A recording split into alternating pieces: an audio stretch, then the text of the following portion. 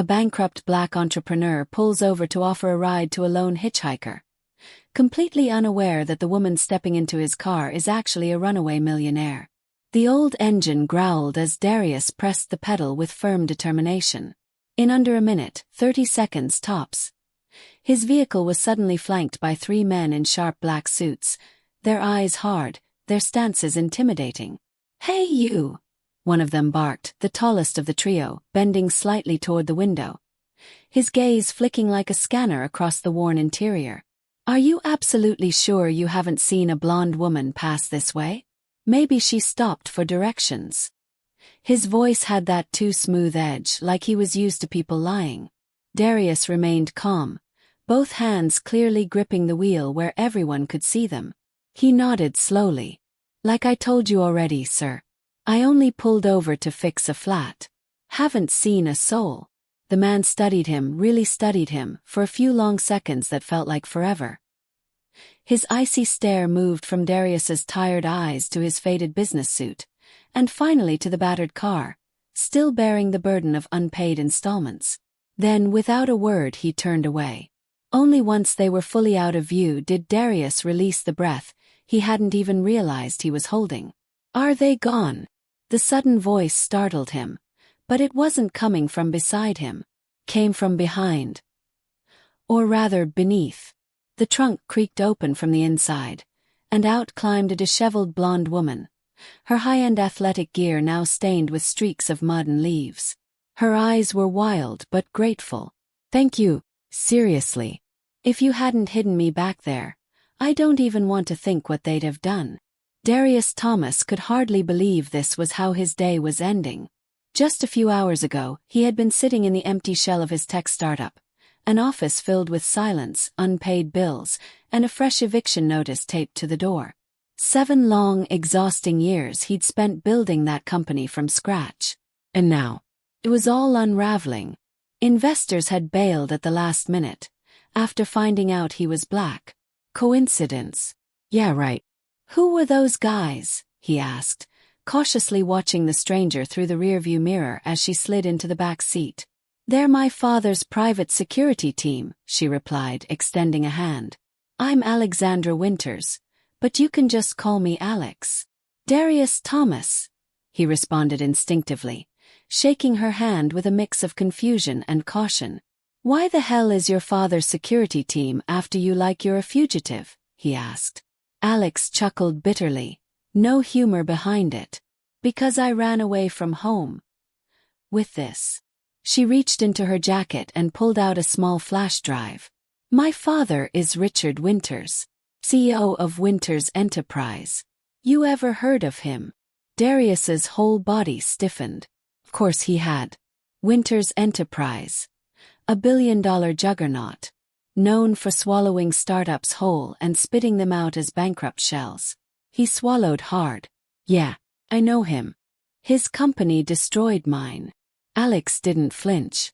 She looked almost resigned.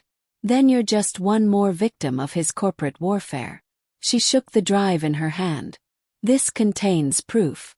Evidence that his entire empire is built on fraud, tax evasion, bribes, everything." A buzz interrupted them. Darius checked his phone. His jaw clenched. A stolen vehicle alert. For his license plate. He turned the screen toward her. "Your dad just flagged my car as stolen." Alex's face drained of color. "He's gonna find us." "Not if we're smart about this," Darius said, brain already spinning through possibilities. He twisted the key. Against all odds, the car coughed to life. As he took a sharp turn off the main road, steering toward the woods, he couldn't stop glancing at her in the rearview. How does someone born into unimaginable privilege turn against everything she's known? Why him? Why his car? And why was Richard Winters, the most feared businessman in the country, so desperate to get that little flash drive back? What neither of them knew was that this random encounter, born from desperation, would ignite something far bigger than either had imagined. A simple ride was about to become a revolution.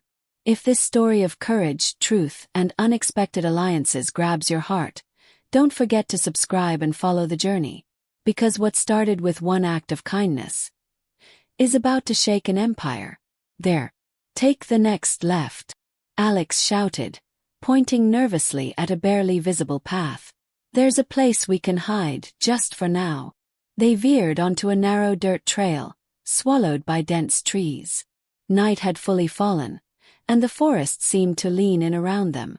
The car bounced and rattled for a good 15 minutes until finally, hidden between overgrown vines and broken branches, a tiny wooden cabin appeared. My dad forgot this place even exists, Alex whispered as they stepped out.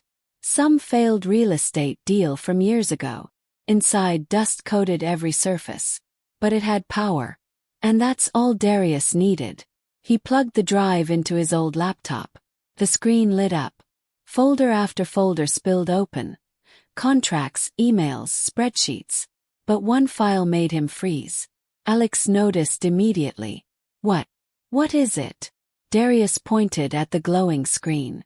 This is about my company. They didn't just buy out my competitor. Your father ordered a cyber attack on our servers, leaked client data, scared off investors with lies. He engineered our collapse. Alex let out a slow breath. That's how he operates. I wish I could say I was surprised. Darius shut the laptop. His jaw was tight. We need backup. This is bigger than both of us. The next morning they walked into a plain building across town. The office on the 6th floor was small, quiet, but held the promise of justice. Maya Rivera. You sure about her? Alex asked, eyes darting nervously. Completely, Darius nodded. She's the only lawyer who ever stood up for me. Maya, a sharp, kind-eyed woman in her 40s, greeted them warmly. Her bright glasses and confident voice calmed Alex instantly. You finally got the proof, Maya said, scrolling through files. But Darius, this is dangerous. Winters doesn't just have money. He has influence. Judges, politicians, cops. That's why we need you, Darius said. You know how to fight this. Legally, strategically. Maya's lips curled into a steely smile. Then we'll need help. And help came fast. Maya called in Zoe Chun, a cybersecurity genius, and her best friend, ex-government intel, now freelance. Together they formed a team. Zoe pointed to a wall covered in scribbled notes and diagrams. Winters Enterprise has contracts with 3 federal agencies. If we can prove fraud at that level, even his power won't save him.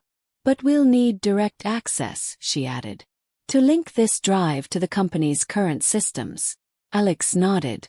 I've got that. My father's paranoid. He created permanent admin credentials. And I still have mine. Darius leaned forward. Then we make him expose himself. Publicly.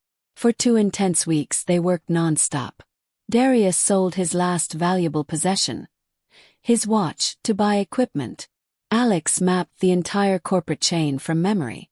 Maya wrote airtight legal claims. Zoe built encrypted systems to safeguard every file. Their first win. Emails showing large-scale tax fraud. Second. Names of 3 corrupt judges on Winters' payroll.